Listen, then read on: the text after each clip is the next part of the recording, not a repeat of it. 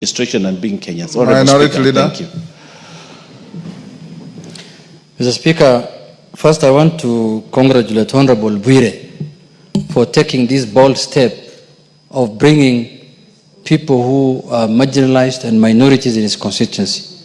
Mr. Speaker, this is what real representation is. Mr. Honorable Bwire, congratulations for the work you've done. This is how you represent your people, by especially taking care of the minorities. But having they are said, worse than minorities, they are stateless. They are stateless, actually. Yeah, right, Mr. Speaker. They're even worse than minorities. But having said that, Mr. Speaker, people only realize the fruits of their rights, enjoyment of a rights, when you lose it. Mr. Speaker, there are people also in this country who face a lot of discriminations in terms of even acquiring. Kenyans who are unable to acquire national documents like national identity card and passport. Mr. Speaker, I am shocked.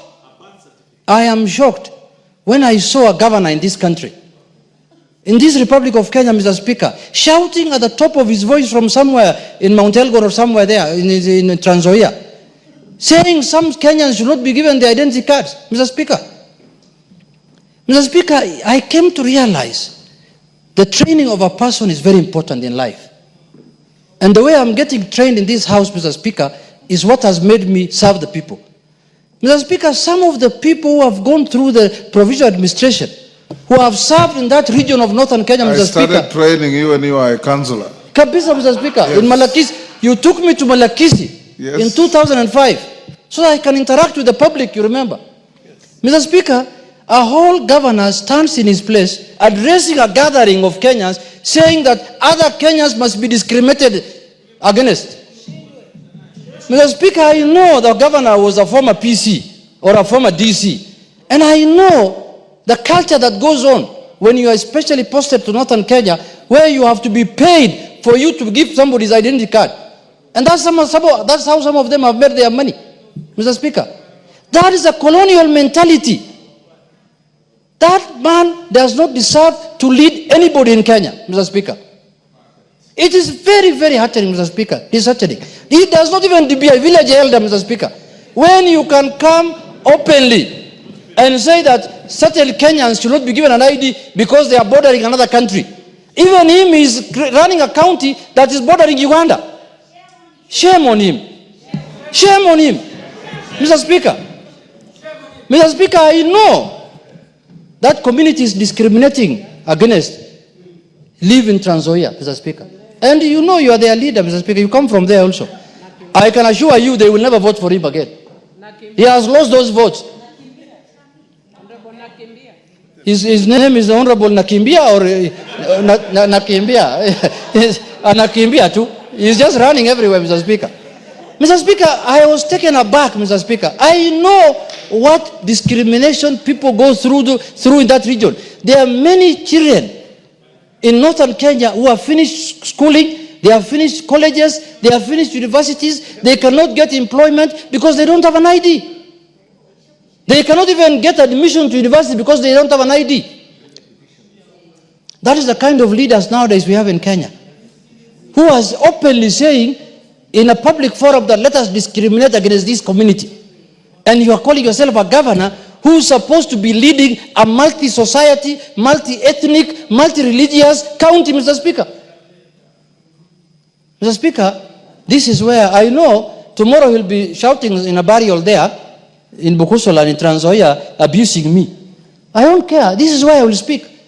People of Suna, who I represent, who include Luos, Koreas, Subas, Somalis, lawyers, Giria, everybody have told me to speak here and tell that governor that he's wrong. He cannot discriminate against other Kenyans. Who is he, Mr. Speaker? What the hell does he think he is? Keep on, talking open. And I don't know why NCIC is no longer functioning. I thought the first person they will arrest or they will summon is that governor, that raw governor. Is actually the raw governor. Yes. Mr. Speaker, bordering another county does not mean you must be discriminated against. How many counties border other countries? Mandera borders another country.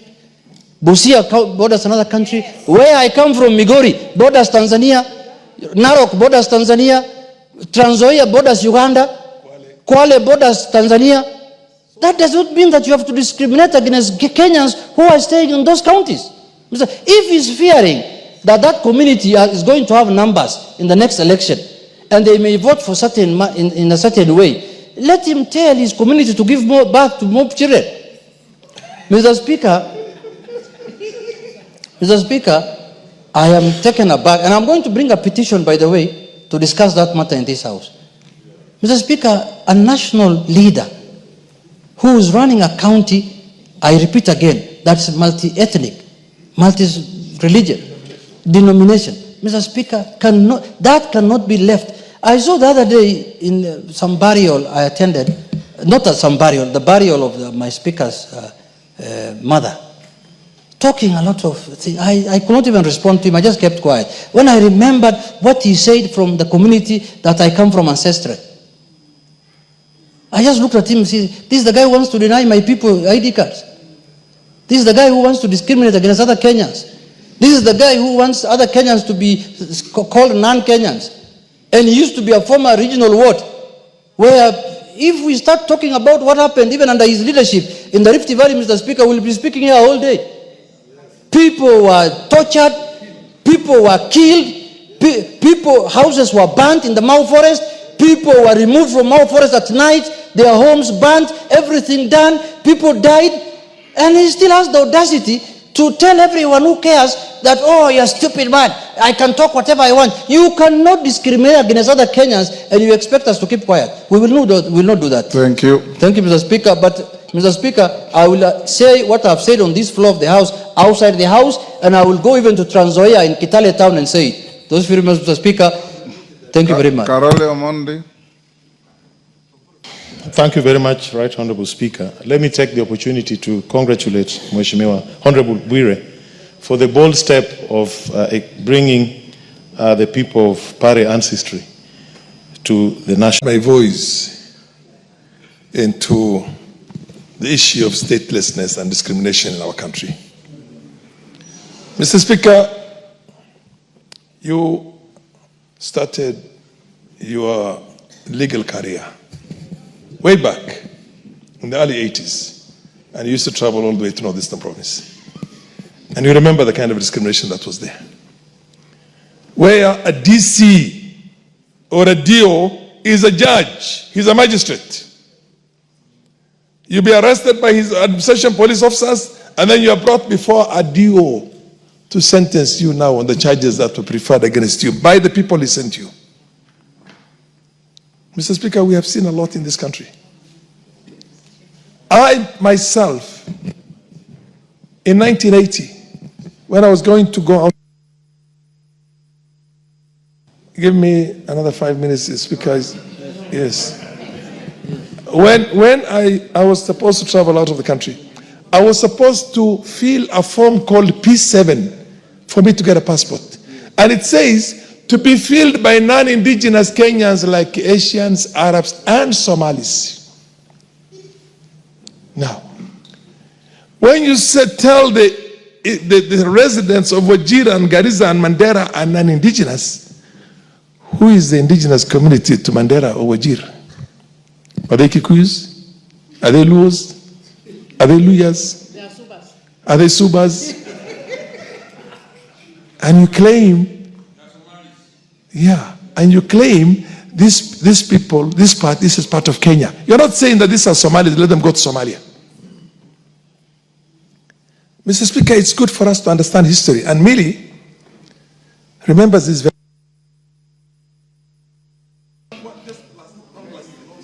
Give him 1 minute. Finish up. Mr. Speaker, the DRC has suffered more than 6 million people dead.